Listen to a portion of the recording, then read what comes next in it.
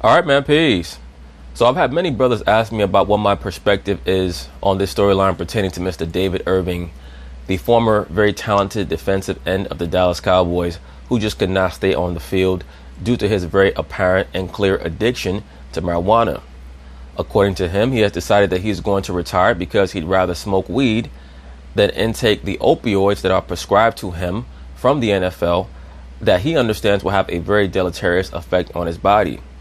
Well, many brothers might be surprised to find out that I agree with him. I've never had a contention or an issue with utilizing any herb for medicinal purposes. My contention has always been, number one, that the so-called black man should not be intaking marijuana, weed, or any other drug just for recreational purposes, because we have to have a clear mind while we're in this captivity. We're at the very bottom of the totem pole, and there's no need for you to be trying to utilize any type of drug or substance to help you forget or to muddy your brain where you cannot operate at full capacity. That's number one. Number two, any herb that you take should be for healing and not just for fun. And it's supposed to be ingested orally. It's not supposed to be smoked. Your lungs are built to intake oxygen. That's it. But just getting back to Mr. Irving, if he wants to leave the NFL because he does not want to become addicted to opioids and he feels secure in his decision, good for him. The only thing that I would tell him is to stop smoking weed, and if you want to use it to help heal your body, intake it orally. So anyway, they're going to talk about it. I'm going to chime in. We just spoke to the Dallas Cowboys player who quit the NFL last night over the marijuana policy. Dallas Cowboys. Yeah, I asked him straight up, do you regret this, and are you going to reverse course and go back to the team? I'm not going to want to miss what he has to say. Welcome to TMZ Sports. Evan here with Van Lathan. What up, Michael J. Babcock. What up? This is a big deal. David Irving. It is a big deal. I agree with that. I also wish that Mr. Irving maybe had came together with many other like-minded individuals in the NFL and said to himself, we should make this a major platform at the next collective bargaining agreement. Because honestly, any type of reform or change in provisions when it comes to the NFL's drug policy, especially when it pertains to rehabilitation, is going to have a lasting effect on many of the participants in the league for years to come. I truly believe that the reason why you've had standout players like Patrick Willis decide to hang it up early is because maybe they sensed that they were starting to become too dependent on the use of opiates, and they grasped the depth and the gravity of what the repercussions would be should they become addicted to those drugs. Irving went on social media late Thursday night, fired up a joint and smoked it on social media and said he quits the NFL. He says he's sick of the league's substance abuse policy. And let me say this also, don't get it twisted. It's very obvious that David Irving is a weed head. But some of the components of what he's talking about are certainly relevant. And if the NFL is so concerned with trying to force opiates, which are far more addictive and far more harmful to the human body than marijuana would be, that's a good decision that he made, especially if he does not have a passion for the sport. And to be quite frank with you, I think that that is what this case is more about than anything else. A lot of you brothers are working at jobs or in certain conditions in your life, whether it be a relationship or what have you, where you know damn well that what you're taking part in is not right for you. So you have to come to terms with that fact and gain the courage to pursue what you know your passion is. If you know that you have a passion for a certain field of endeavor, then go all out to pursue it. Don't just sit up at some job working 10, 11 hours a day for somebody else, helping to make them rich while you just pine away. I think that David Irving felt like that in the NFL. That's why he did not give a shit about constantly getting caught smoking drugs, or smoking weed, I should say, because he knew that he wanted out. Sometimes people do little things to show you that they want out. And I believe that David Irving wanted out of the NFL. And once again, there are many other players like that. Just to go back to Patrick Willis, not only did he retire early, but they actually replaced him with a Caucasian linebacker who was actually making more tackles per season than even Patrick Willis was. But he himself only played 2 or 3 years, and then he retired. So I think that many of these players are getting into the NFL or being drafted by NFL teams and realizing this is not for me. I think that David Irving is one of those people. So even more than the weed dynamic of this case, it's more about finding your passion. Maybe growing marijuana plants is his passion. So he should go off and do that. in the way that it's against using marijuana. It forbids players from smoking marijuana. He's upset about that. He himself has been suspended by the league for violating the substance abuse policy because of marijuana, and he says he's sick of it. Now, before we show you the video, I want to give you two facts. Number one, he's 25 years old. Number two, he's been playing in the NFL for 4 seasons, and he's made $3.6 million, but he's a rising star. He had 12... He's obviously one of these black hippie types. I see the yin-yang symbol there.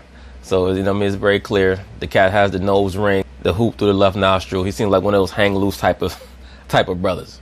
12.5 sacks in his career for the Cowboys, and he's expected to make a lot more money in the NFL if he continues. But here's the video from Thursday night where he announced that he was quitting the league. Basically, guys, I quit.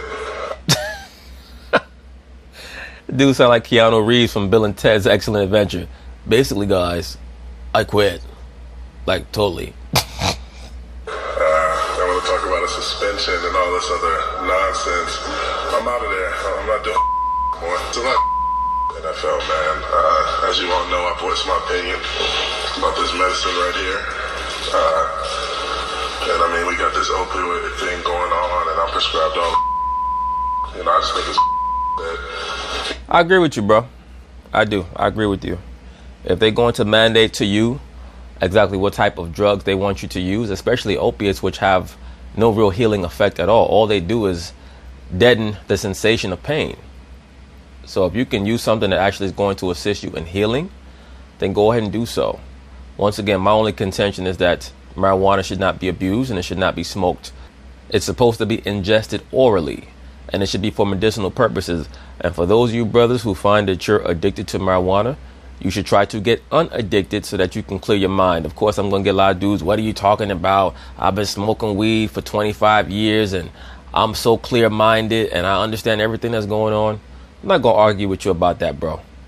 I'm just speaking according to this case and this storyline right here pertaining to Mr. David Irving. You know, we got to deal with that policy. And everyone thinks it's about smoking weed. It's not about smoking weed. It's much bigger than that. I agree with you, bro. Basically, what he's saying is that the NFL is in league with many of the pharmaceutical companies. So the NFL is going to supply their players with the drugs that they are contractually obligated to supply to their players. They're not really concerned about what's beneficial for them. So that, to me, is what he's referring to when he says is much bigger than that. If the NFL were able to come to business terms with a major marijuana distributor and was able to supply their players with medicinal marijuana, and on top of that, get some of the financial kickbacks that I'm sure they're getting from many of these pharmaceutical companies, then they would legalize weed tomorrow. Class over pills. Yeah, so he says that it's about, he views marijuana as medicine, and he doesn't like taking... Well, it certainly has medicinal qualities. There's no doubt about that.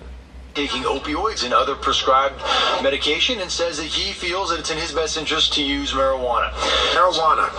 Yeah. So Babcock, you just got off the phone with me. You had a FaceTime with David Irving, and you asked him, now that he's had some time to sit and think about this after that video, do you regret your decision? Yeah, man. And are you going to go back? Let me say this, though, brothers. Let me reiterate this. Because once again, when you're ill, you take a certain substance to heal you. Once you're healed, you don't abuse that substance anymore. There are certain substances that you have in your cabinet or in your refrigerator that you use to heal you or aid you in some way, shape, or form. You have to take them the right way. You have to take them responsibly. If you irresponsibly use any substance, it can become deleterious to you, to your body, etc. And marijuana is no different. Marijuana is an herb that can be used to heal certain ailments. Once that ailment is healed, whoever the user is of that substance has to be responsible enough to not abuse it. Once again, the so-called black man is in captivity. This is not our kingdom. This is not our rest. We have to be as sharp-minded as possible. I can play in the NFL again. Is this like a thing where you wake up the next morning and go, oh God, what did I do? That's not the case. Watch this. No regrets whatsoever. You know, I know what I wanted to do. I've had plenty of time to think about it and sit back and wait around and see what happened. And let me say this. I also noticed that Mr. David Irving has twin bluebird hummingbird tattoos on his chest.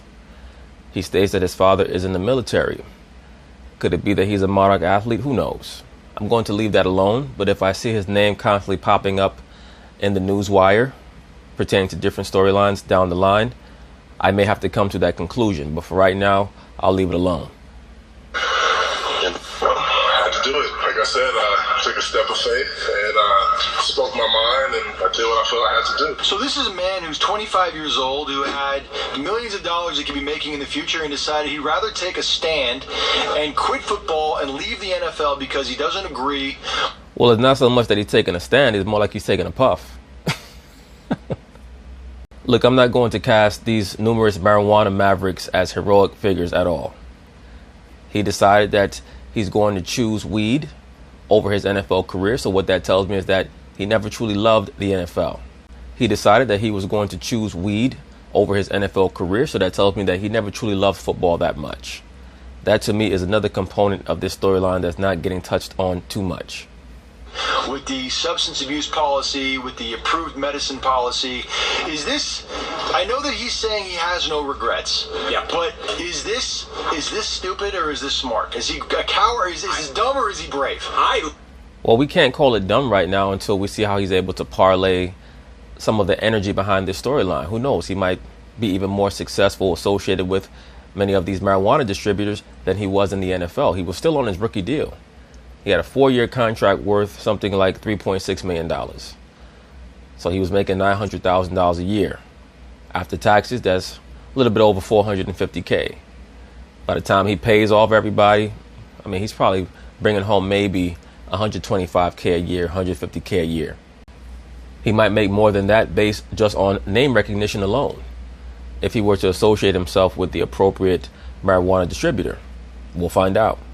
I love this. I love it because he is putting his health above everything else, above money, above fame. Well, that's speculative, but I'll give him credit for that. I'll give him credit for him putting his health above the dictates of the NFL. I'll give him credit for putting his mental health above maybe the aspirations of his father or the expectations of the people around him who thought that he was going to be an NFL superstar or a football superstar, and that's just not for him. So I'll give him credit for those two things.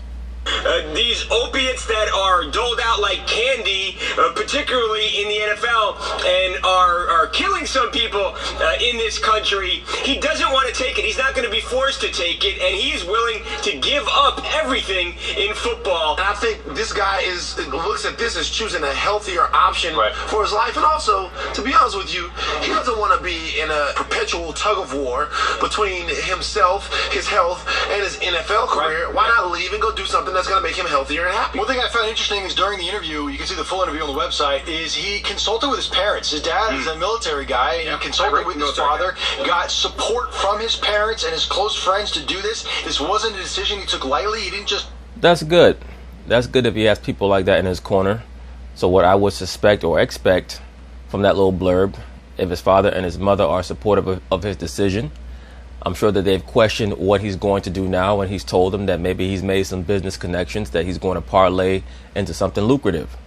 Just fire up the old Instagram and just do this on a whim. He really put a lot of thought and energy into this and decided this was a calculated decision. He said, I've thought about it, and this is the direction I want my life to go. I thought that was also interesting. Another thing is, he says he doesn't expect a backlash from Jerry Jones.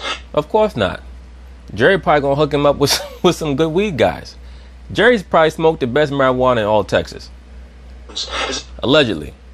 As a matter of fact, he expects Jerry's support. He says that Jerry's always been a supportive guy for him, and he expects him to have a positive relationship with Jerry Jones moving forward, which is weird because you think that this guy is a building block for the Cowboys. He's a young guy, he's a talented guy. You think that Jerry would be athletic guy, yeah. But he says that Jerry's going to be okay with it, that Jerry understands, and then he's going to, That says a lot about Jerry Jones, by the way. The bigger thing here, the bigger issue is, this shows you just how desperately some of these players don't want to be taking these opioids, and how important alternative forms of medicine are for them.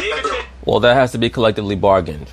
They have to do a better job of communicating with the NFL Players Association, which is the weakest players association of any of the major sports.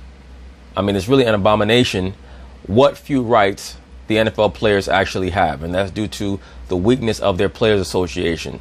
That should be a major talking point the next time they sit down to contractually bargain. The entire Cowboys D-line was in a group text, like, encouraging him to, like, get these rules changed. On that note, Babcock, he's been getting killed. Well, how's he going to get the rule change if he's no longer in the NFL? Killed by a lot of high-profile people who are saying you are making a stupid mistake, you are throwing your life away, this is very dumb, and they've been criticizing him very strongly, very harshly on. I'm sure mostly Dallas Cowboy fans who want him to stay because of how they feel like they can use him. On TV, on social media. Remember, Dallas is scared that they're going to lose DeMarcus Lawrence. Media. So we asked him about that too. We said, what do you say to the people who are being very critical of you? And this is what his response was. It's not important. Those people don't see the big picture. So it's unimportant to them, and their opinion is not important to me. In other words, that was shorthand for him saying those are fans. They don't care about his life or his future. All they're concerned with is how they can use him for the moment. So good for him if he understands that. I'm not doing this for them. This isn't for them, and I don't really care what they say. Yeah, so no regrets. He doesn't care. He doesn't care what everybody else thinks. It's his life. I respect him for that. He made $3.6 million after taxes and his cut to his agent and all that other stuff. I would hope that he has at least $1 million in the bank. For a 25-year-old, $1 million head start in life is pretty good. Yeah, does he have any idea what he wants to do after? I doubt if he has $1 million in the bank. I doubt that. I would say at the most, dude probably has about $200 to $300K in the bank.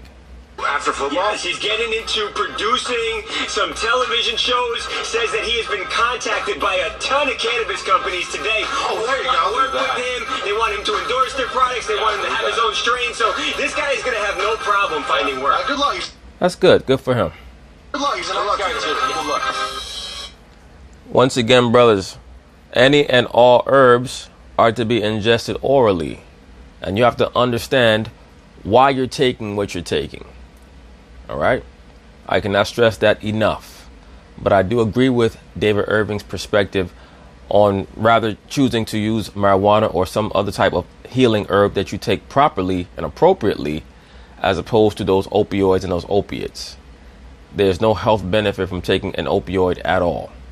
But anyway, peace.